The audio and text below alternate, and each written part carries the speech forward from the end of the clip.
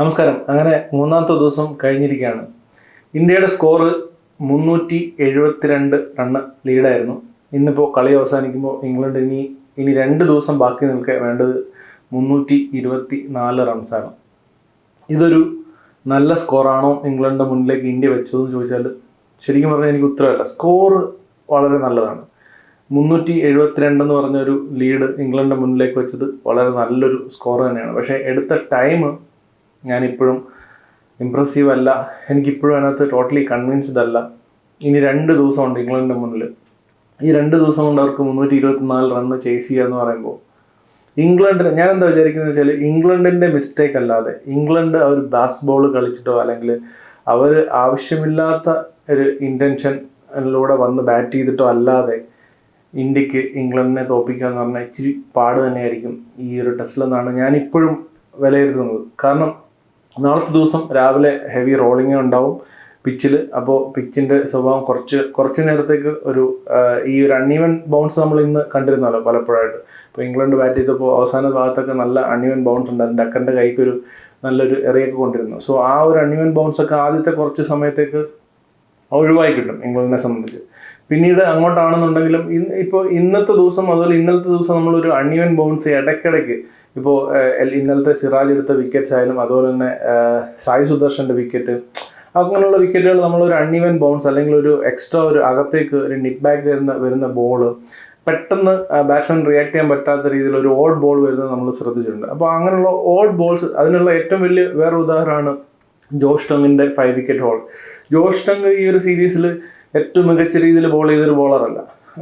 ഈ ഒരു ഇന്നിങ്സ് എടുത്ത് നോക്കുകയാണെന്നുണ്ടെങ്കിലും ഏറ്റവും മികച്ച ബോളർ എന്ന് പറയാൻ പറ്റില്ല. പക്ഷേ ആ ഒരു വിക്കറ്റ് കിട്ടിയുന്ന ആ ഒരു ഓഡ് ബോളിൽ വിക്കറ്റ് എടുക്കാനുള്ളൊരു കപ്പാസിറ്റി ഈ പിച്ചിനുണ്ട് എന്നുള്ളത് തീർച്ചയായിട്ടും ഇന്ത്യയെ സംബന്ധിച്ച് വളരെ പോസിറ്റീവായിട്ടുള്ളൊരു കാര്യമാണ്. ഇനി നാളെ ആയാലും പ്രത്യേകിച്ച് 5-ാം ദിവസത്തേക്ക് കളി നീളുകയാണെന്നുണ്ടെങ്കിൽ 5-ാം ദിവസത്തേക്ക് കളി നീളാനുള്ള ചാൻസ് വളരെ കുറവാണ്.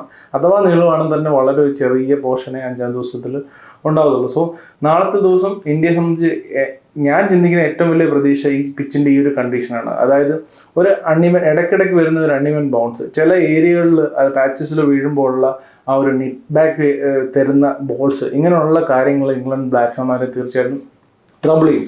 ഇല്ലാന്നുണ്ടെങ്കിൽ ബാറ്റിങ്ങിന് അത്ര മോശം കണ്ടീഷനല്ല. ഇന്ന് നമ്മൾ കണ്ടു, ഇപ്പോൾ വാഷിംഗ്ടൺ സുന്ദറൊക്കെ ബാറ്റ് ചെയ്യുന്ന കണ്ടു. അതുപോലെ തന്നെ ആകാശ് ദീപ് വരെ നന്നായിട്ട് ബാറ്റ് ചെയ്തു ഈ ഒരു പിച്ചിൽ. സോ ബാറ്റിംഗ് കണ്ടീഷൻസ് ഇംഗ്ലണ്ടിന് ഈ സ്കോർ ചേസബിൾ തന്നെയാണ്. പക്ഷേ പിച്ചിൻ്റെ ഈ ഒരു സ്വഭാവം അല്ലെങ്കിൽ ഇന്ന് ലാസ്റ്റ് ഈവനിങ് സെഷനിൽ ഇന്ത്യൻ ബോളേഴ്സ് എറിഞ്ഞ പോലെ കൃത്യതയോടെ ആ ഒരു പ്രഷർ ബിൽഡ് ചെയ്ത് ഇംഗ്ലണ്ട് ബാറ്റ്സ്മാൻമാരെ മുൾമനെ നിർത്താമെന്നുണ്ടെങ്കിൽ തീർച്ചയായിട്ടും ഇന്ത്യക്ക് ജയിക്കാനായിട്ട് സാധിക്കും. ഇല്ലാന്നുണ്ടെങ്കിൽ ഇപ്പോഴും എൻ്റെ മനസ്സിലൊരു ഡൗട്ട് തന്നെയാണ്. That's what I think. അതാണ് എൻ്റെ മാത്രം ഒരു തോന്നലായിരിക്കും. പക്ഷേ എനിക്കിപ്പോഴും ചിന്തിക്കുന്നത് ഇംഗ്ലണ്ട് സ്ലൈറ്റ്ലി എഹെഡ് എന്ന് തന്നെയാണ്. ഇനി ഇന്നത്തെ ദിവസത്തേക്ക് വന്നു കഴിഞ്ഞാൽ ഇന്നത്തെ ദിവസത്തിൽ ആദ്യമായിട്ട് വാഷിംഗ്ടൺ സുന്ദറിൻ്റെ ബാറ്റിംഗ് സൂപ്പർ ബാറ്റിംഗ്. ആ ഒരു വാഷിംഗ്ടൺ സുന്ദർ അവസാനം അടിച്ച ആ അടിയുണ്ടോ, ഷോട്ട്സൊക്കെ ഒരു രക്ഷയില്ല മോനെ. 6 എന്നൊക്കെ പറഞ്ഞാൽ നല്ല പൊള്ളപ്പൻ 2-3 6 അടിച്ച് ആ ഒരു അടിയുടെ ബലത്തിലാണ് ഇന്ത്യ ഈ ഒരു ലീഡിലേക്കെങ്കിലും എത്തിയത്. ഇല്ലാന്നുണ്ടെങ്കിൽ ഇന്ത്യ ഇതിലും പരിതാപകരമായിട്ടുള്ളൊരു സ്ഥിതിയിൽ നിന്നേനെ. കുറച്ചും കൂടി ഈസിയാണ്. ഇപ്പോൾ ഇംഗ്ലണ്ട് അടിച്ച പോലെ ഇത്ര റൺ അടിച്ചതെങ്കിൽ ഇന്ത്യയുടെ കയ്യിൽ നിന്ന് ചിലപ്പോൾ കളി പോകുന്ന രീതിയിൽ എത്തിയാണ്. വാഷിംഗ്ടൺ സുന്ദർ അവസാനം അടിച്ചടിയില്ല എന്നുണ്ടെങ്കിൽ super display of power hitting. ഈ ടെസ്റ്റ് ക്രിക്കറ്റിൽ ഇങ്ങനെ അടിക്കുക എന്ന് പറഞ്ഞാൽ പ്രത്യേകിച്ചും 9ാമത്തെ വിക്കറ്റിൽ ഒരു ബാറ്റ്സ്മാൻ മാത്രം അപ്പുറം നിൽക്കുമ്പോൾ ആ ഒരു പ്രഷറും ഉള്ളപ്പോൾ അടിക്കുക എന്ന് പറഞ്ഞാൽ it's very good batting. Washington Sundar ഒരു പ്രോമിസ് തന്നെയാണ് ഇന്ത്യയുടെ. എൻ്റെ ഒരു അഭിപ്രായത്തിൽ നമ്പർ 3 അല്ലെങ്കിൽ നമ്പർ 6, അറ്റ്ലീസ്റ്റ് നമ്പർ 6 പന്തിന് ശേഷമെങ്കിലും ബാറ്റ് ചെയ്യാൻ പറ്റുന്ന ഒരു ബാറ്റ്സ്മാനാണ് വാഷിംഗ്ടൺ സുന്ദർ. ഇനി മുന്നോട്ട് പോകുമ്പോൾ അങ്ങനെ ആ രീതിയിൽ ഉള്ള അവസരങ്ങൾ വാഷിംഗ്ടൺ സുന്ദറിന് കിട്ടട്ടെ. പിന്നെ ആകാശ് ദീപിൻ്റെ ബാറ്റിംഗ് സൂപ്പറായിരുന്നു. ഒരു നൈറ്റ് വാച്ച്മാനായിട്ട് വന്നിട്ട് ഇന്ന് ആ കൊടുത്ത കോൺട്രിബ്യൂഷൻ വളരെ വലുതാണ്. ഇന്ത്യയുടെ ഈ ഒരു ഇന്നിങ്സ് ബിൽഡ് ചെയ്യുന്നതിൽ മറ്റുള്ളൊരു ബാറ്റ്സ്മാൻമാരാണെന്നെങ്കിലും പറയാം. ആകാശ് ദീപ് ഇന്നടിച്ച 50, ഇംഗ്ലണ്ട് ബോളേഴ്സിലുണ്ടാക്കിയ പ്രഷർ, അതുപോലെ ഇന്ത്യക്ക് ബാക്കി പുറകിൽ വന്ന ബാറ്റ്സ്മാൻമാർക്ക് ചെയ്തു കൊടുത്ത മീൻസ് കുറച്ചും കൂടെ കാര്യങ്ങൾ ഈസിയാക്കി കൊടുത്ത രീതി ഒരു രക്ഷയില്ല. ഈ ഒരു കോൺട്രിബ്യൂഷൻ വളരെ വാല്യുബിളാണ്. പിന്നീട് നമ്മുടെ ജയ്സ്വാൾ സൂപ്പർ. അതായത് ഇപ്പോൾ ജയ്സ്വാൾ സെഞ്ചുറി അടിക്കാത്ത ഒരു ഏരിയ ഇല്ല. ഇപ്പോൾ സെക്കൻഡ് ഇന്നിങ്സിലായിരുന്നു കുറച്ച് മോശം. സെക്കൻഡ് ഇന്നിങ്സിൽ വന്നിട്ട് ഇപ്പോൾ ജയ്സ്വാൾ ഈ സെഞ്ചുറി അടിച്ചപ്പോഴത്തേക്ക് ഏതൊരു ഫസ്റ്റ് ഇന്നിങ്സോ സെക്കൻഡ് ഇന്നിങ്സോ ഓസ്ട്രേലിയ ഇംഗ്ലണ്ടോ എന്ന് വേണ്ട എവിടെ പോയി നോക്കിയാലും എവിടെ പോയി കളിച്ചാലും അടിക്കാൻ പറ്റുന്ന ഒരു ബാറ്റ്സ്മാൻ ആണെന്നുള്ളത് ജയ്സ്വാൾ ഓൾറെഡി തെളിയിച്ചു തന്നു. ഇന്ന് സൂപ്പറായിട്ടുള്ള ബാറ്റിംഗ് ആയിരുന്നു. ജയ്സ്വാളിനെ ഒരു കുറ്റം പറയാനില്ല. പക്ഷേ എനിക്ക് ഇന്ന് പൊതുവെ ഇന്ത്യൻ ബാറ്റ്സ്മാൻമാർ ബാക്കിയുള്ള ബാറ്റ്സ്മാൻമാർക്ക് ഇല്ലായാലും ശരി, അതുപോലെ തന്നെ നായരായാലും ശരി, അതുപോലെ ജഡേജയൊക്കെ ഔട്ടായ വിധം എനിക്ക് വളരെ വിഷമം തോന്നി. ശരിക്കും പറഞ്ഞാൽ കുറച്ച് അഗ്രഷൻ കൂടിപ്പോയോ, അല്ലെങ്കിൽ ഇച്ചിരി ഒരു പെട്ടെന്ന് സ്കോർ ചെയ്യാനുള്ളൊരു ഇതുണ്ടായിരുന്നു ഇന്ത്യൻ ബാറ്റ്സ്മാൻമാർക്കെന്ന് ഡൗട്ട് തോന്നി.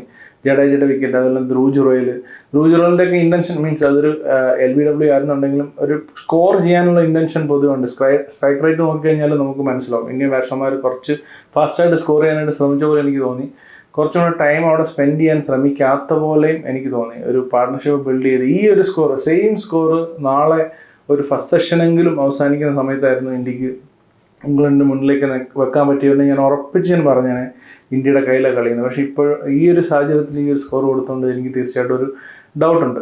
ഇനി ഇന്ത്യയുടെ ആകെ എടുത്ത ഒരേ ഒരു വിക്കറ്റ് സിറാജ്, സൂപ്പർ ബോളിംഗ്. ആ ഒരു സെറ്റപ്പ്, അതായത് ഫീൽഡൊക്കെ വലിച്ച് പുറകോട്ടിട്ട് ഒരു ഷോർട്ട് ബോൾ എറിയാൻ പോകുന്നു എന്നുള്ളൊരു പ്രതീതി സൃഷ്ടിച്ചിട്ട് എറിഞ്ഞ ആ ഒരു യോർക്കർ, അതിൻ്റെ ആ ഒരു ആക്യുറസി, ആ ഒരു സ്ലോ ബോൾ പോലെയാണ് എനിക്ക്, ചെറിയൊരു സ്ലോ ബോൾ പോലെയോ അല്ലെങ്കിൽ ഒരു ഡ്രിഫ്റ്റുള്ള പോലെ എനിക്ക് ആ ഒരു ബോൾ തോന്നിയത്. Super bowling. അത് ഓൾറെഡി ക്രൗഡി ഇച്ചിരി കോൺഫിഡൻറ്റ് കുറഞ്ഞ് നിൽക്കുകയായിരുന്നു. അതിന് പ്രധാനപ്പെട്ട കാരണം ഇന്ത്യയുടെ ബോളേഴ്സ് നല്ല ടൈറ്റായിട്ടായിരുന്നു. ആകാശ്ദീപ് സൂപ്പറായിട്ട് എറിഞ്ഞു. പ്രസിദ്ധ് കൃഷ്ണ വന്നെറിഞ്ഞപ്പോൾ പോലും സൂപ്പറായിട്ട് എറിഞ്ഞു. നല്ല അച്ചടക്കത്തോടെയാണ് ഇന്ത്യ അവസാന സെഷനിൽ ഇന്ന് എറിഞ്ഞു നിർത്തിയത്. അതിൻ്റെ ഒരു വലം കിട്ടിയത് സിറാജിനാണ്. അത് ബ്യൂട്ടിഫുള്ളായിട്ട് അത് എക്സിക്യൂട്ട് ചെയ്യാനും സിറാജിന് സാധിച്ചു. ഈ ഒരു വിക്കറ്റ് വളരെ ഇമ്പോർട്ടൻ്റ് ആണ്. ഈ ഒരു വിക്കറ്റും കൂടെ പോയില്ല എന്നുണ്ടെങ്കിൽ ഇന്ത്യയുടെ കയ്യിൽ തീരെ കളിയില്ലാത്ത പോലെ ആയിപ്പോയി. ഈ ഒരു വിക്കറ്റ് എടുത്തതുകൊണ്ട് തന്നെ ഇന്ത്യക്ക് തീർച്ചയായിട്ടും കുറച്ചും കൂടെ അഡ്വാൻറ്റേജ് ഉണ്ട് നാളത്തെ ദിവസത്തിലേക്ക് ചെല്ലുമ്പോൾ. ഇംഗ്ലണ്ട് ഒരു വിക്കറ്റ് നഷ്ടപ്പെട്ട രീതിയിലാണ്, അറ്റ്ലീസ്റ്റ് അങ്ങനെ ഒരു കാര്യമെങ്കിലും ഉണ്ട്. സോ അതാണ് ഇന്നത്തെ ദിവസത്തെ ഒരു സമ്മറി. ആകാശ്ദീപ്, യശസ്വി ജയ്സ്വാൾ, വാഷിങ്ടൺ സുന്ദർ, അതുപോലെ തന്നെ മുഹമ്മദ് സിറാജിൻ്റെ അവസാനത്തെ വിക്കറ്റ് എല്ലാം സൂപ്പറായിട്ടുള്ള പെർഫോമൻസ് ആയിരുന്നു. അതാണ് എടുത്തു പറയേണ്ട ഇന്ത്യയുടെ പെർഫോമൻസസ്. പക്ഷേ ഇതൊക്കെ പറയുമ്പോഴും എൻ്റെ മനസ്സിൽ എന്തോ ഒരു ഡൗട്ടിൻ്റെ ഒരു അംശം ഇപ്പോഴും കിടക്കുന്നുണ്ട്. അതെന്താണെന്ന് എനിക്കറിയില്ല. ഇത് ഇംഗ്ലണ്ട് ചേസ് ചെയ്യുമെന്ന് എനിക്ക് എൻ്റെ ഒരു മനസ്സിൻ്റെ ഉള്ളിൽ നിന്ന് പറയുന്നത് പോലെ.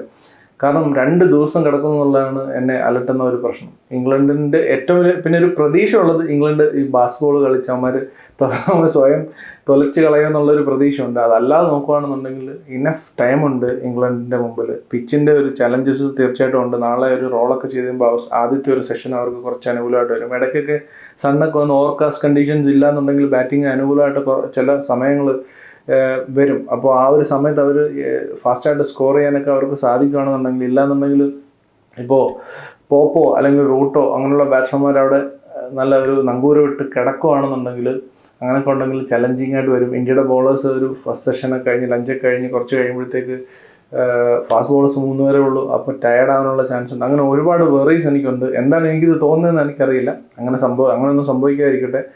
ഇന്ത്യക്ക് ഇവരെ വരിഞ്ഞു മുറുക്കാനായിട്ട് പെട്ടെന്ന് എറിഞ്ഞ് തീർക്കാനായിട്ട് സാധിക്കട്ടെ. ഇന്ത്യയുടെ ബോളേഴ്സിന് കൃത്യതയോടെ എറിയണമെന്നുള്ളത് വളരെ ഇമ്പോർട്ടൻ്റ് ആണ്. അച്ചടക്കം, കൃത്യത വളരെ ഇമ്പോർട്ടൻ്റ് ആണ്. അവസരം കൊടുത്ത ഇവന്മാരെ അടിച്ചുകൊണ്ട് പോകുന്നുള്ള കാര്യം അതിനകത്ത് എനിക്ക് യാതൊരു സംശയമില്ല. കാരണം ഇംഗ്ലണ്ടാണ്, അവർ ഇതിനു മുമ്പ് ഒരുപാട് വർഷം ചെയ്ത് പ്രൂവ് ചെയ്തിട്ടുള്ളൊരു കാര്യമാണ്. അവരുടെ കണ്ടീഷനാണ്, അവർക്ക് നന്നായിട്ട് അറിയാം. പിച്ചിന് കുറച്ചും കൂടെ അവർക്ക് കൺട്രോളുണ്ട്. സോ അങ്ങനെയൊന്നും സംഭവിക്കാതിരിക്കട്ടെ. ഇനി ഇംഗ്ലണ്ട് പെർസ്പെക്റ്റീവ് എന്ന് പറയുകയാണെന്നുണ്ടെങ്കിൽ അവരവിടെ നിൽക്കുകയാണ് ചെയ്യേണ്ടത്, അവിടെ ടൈം സ്പെൻഡ് ചെയ്യുകയാണ് ചെയ്യേണ്ടത്. ഈ ബാസ്കറ്റ്ബോൾ കളിക്കാൻ ഈ ഒരു അവസരത്തിൽ അവർ തുനിയാതിരിക്കുന്നതാണ് അവരെ സംബന്ധിച്ച് നല്ലതെന്ന് എനിക്ക് തോന്നുന്നു. അവരവിടെ നിൽക്കുകയാണെന്നുണ്ടെങ്കിൽ, പ്രത്യേകിച്ചും ജോ റൂട്ട് അല്ലെങ്കിൽ ഓലി പോപ്പ് ഇങ്ങനെയുള്ള ബാറ്റ്സ്മാൻമാർ അവിടെ നിൽക്കുകയാണെന്നുണ്ടെങ്കിൽ അവിടെ ടൈം സ്പെൻഡ് ചെയ്ത് നാളത്തെ ഒരു ഫസ്റ്റ് സെഷൻ അതിജീവിച്ച് സെക്കൻഡ് സെഷനിലോട്ടൊക്കെ അവർക്ക് അധികം പരിക്കുകളില്ലാതെ ഒരു 1-2 വിക്കറ്റിൽ കൂടുതലൊന്നും പോവാതെ സെക്കൻഡ് സെഷനിലേക്കൊക്കെ എത്താൻ പറ്റുവാണെന്നുണ്ടെങ്കിൽ പ്രഷർ ഇന്ത്യയുടെ മേളിൽ ബിൽഡ് ചെയ്യാനായിട്ട് തുടങ്ങും. അങ്ങനെ പ്രഷർ ബിൽഡ് ചെയ്യാൻ തുടങ്ങുമ്പോഴത്തേക്ക് ഒരു വിക്കറ്റ് എടുക്കാനുള്ള ഒരു അർജൻസി വരും. ആ അർജൻസി വന്നു കഴിഞ്ഞാൽ പ്ലാൻസ് ഒന്നും വർക്കൗട്ട് ആവാതെ വരും, പ്ലാൻസ് ഒന്നും ഓൺ പ്ലേസ് ആവാതെ വരുന്ന ഒരു സിറ്റുവേഷനൊക്കെ വരും. പ്രത്യേകിച്ച് ഇന്ത്യയുടെ ഒരു യങ് ക്യാപ്റ്റനാണ്. കാര്യങ്ങൾ പ്രഷർ സിറ്റുവേഷനിലേക്ക് വരുമ്പോൾ ഈ ഒരു സീരീസിൽ മൊത്തത്തിൽ ഇന്ത്യക്ക് അത് ഹാൻഡിൽ ചെയ്യാനായിട്ട് സാധിച്ചിട്ടില്ല. അങ്ങനെയൊക്കെ നോക്കുമ്പോൾ അവർക്ക് ആ ഒരു ഫസ്റ്റ് സെഷൻ അതിജീവിച്ച് സെക്കൻഡ് സെഷനിലേക്ക് വലിയ പരിക്കുകളില്ലാതെ പോകാൻ സാധിക്കുകയാണെന്നുണ്ടെങ്കിൽ ഇംഗ്ലണ്ടിൻ്റെ കയ്യിലേക്ക് കളി കൂടുതൽ പോകും. ഇന്ത്യയെ സംബന്ധിച്ച് ഫസ്റ്റ് സെഷനിൽ വിക്കറ്റ് എടുത്ത് ഇംഗ്ലണ്ടിനെ പ്രതിരോധത്തിലാക്കുക എന്നുള്ളത് വളരെ ഇമ്പോർട്ടൻ്റ് ആണ്. കാരണം ഒരു വിക്കറ്റ് അവർക്കില്ല. മിക്കവാറും ബോക്സ് നാളെ ബാറ്റ് ചെയ്യാൻ ഇറങ്ങാനുള്ള ചാൻസ് കുറവാണ്. സോ അങ്ങനെ ഒരു ഡിസഡ്വാൻറ്റേജ് ഇംഗ്ലണ്ടുണ്ട്. അതും കൂടെ മുതലെടുത്ത് ഇന്ത്യയെ പെട്ടെന്ന് വിക്കറ്റ് എടുത്ത് അവരെ പ്രഷറിലാക്കാൻ ഇന്ത്യക്ക് സാധിക്കട്ടെ. എനിക്കറിയില്ല, എനിക്കൊരു യാതൊരു ഐഡിയ ഇല്ല. ഇപ്പോഴും എനിക്കൊരു 50-50 ആയിട്ട് തന്നെ തോന്നുന്നത്. ഇപ്പോൾ ഒരുപക്ഷെ കമ്മ്യൂണിറ്റേഴ്സും അങ്ങനെ പലരും എക്സ്പേർട്സും അങ്ങനെ പറയുന്ന എല്ലാവരും ഒരുപക്ഷെ കേൾക്കുന്നത് ഇന്ത്യയുടെ ഭാഗത്താണ് കളി, അല്ലെങ്കിൽ ഇന്ത്യ എഹെഡ് ആണെന്നാണ് പൊതുവെ അഭിപ്രായം. പക്ഷേ എനിക്കെന്തോ അങ്ങനെ തോന്നുന്നില്ല. അങ്ങനെ സംഭവിക്കാതിരിക്കട്ടെ. നാളത്തെ മാച്ചിൽ ക്യൂരിയസ് ആയിട്ട് നോക്കിക്കാണുന്ന ഒരു ദിവസമാണ്. നാളെ തന്നെ കളി അവസാനിക്കാനാണ് സാധ്യത. അപ്പോൾ നാളത്തെ മാച്ചിൻ്റെ റിവ്യൂ ആയിട്ട് കാണുന്നതിന് വരെ അതിനു മുമ്പ് നിങ്ങളുടെ അഭിപ്രായം തീർച്ചയായിട്ടും കമൻറ്റ് ബോക്സിൽ അറിയിക്കുക. നിങ്ങൾക്ക് എന്താണ് തോന്നുന്നത് ഈ ഒരു സ്കോറിനെ പറ്റി. 324 എന്ന് പറയുന്ന ഒരു സ്കോർ നാളത്തെ 2 ദിവസം അവരുടെ കയ്യിലിരിക്കുമ്പോൾ 9 വിക്കറ്റ്, ഇപ്പോൾ ഓപ്ഷൻ്റെ കൂടെ കൂട്ടുകയാണെങ്കിൽ 8 വിക്കറ്റ് വെച്ചിട്ട് അവർക്ക് ചേസ് ചെയ്യാൻ പറ്റുമോ? എനിക്ക് ആലോചിച്ചിട്ട് ഒരു എത്തുപിടിയും കിട്ടുന്നില്ല. നിങ്ങൾ തീർച്ചയായിട്ടും നിങ്ങളുടെ അഭിപ്രായങ്ങൾ കമൻറ്റ് ബോക്സിൽ പങ്കുവെക്കുക. നിങ്ങളുടെ അഭിപ്രായങ്ങൾ എനിക്ക് കുറച്ച് ക്ലാരിറ്റി തരാനായിട്ട് ഹെൽപ്പ് ചെയ്യും. സോ തീർച്ചയായിട്ടും മറക്കാതെ കമൻറ്റ് ബോക്സിൽ നിങ്ങളുടെ അഭിപ്രായങ്ങൾ പങ്കുവെക്കുക. അപ്പോൾ നാളത്തെ മാച്ച് കഴിഞ്ഞിട്ട് അല്ലെങ്കിൽ മറ്റൊരു ക്രിക്കറ്റ് റിലേറ്റഡ് ആയിട്ടുള്ള വീഡിയോയിൽ കാണുന്നവരെ ബൈ.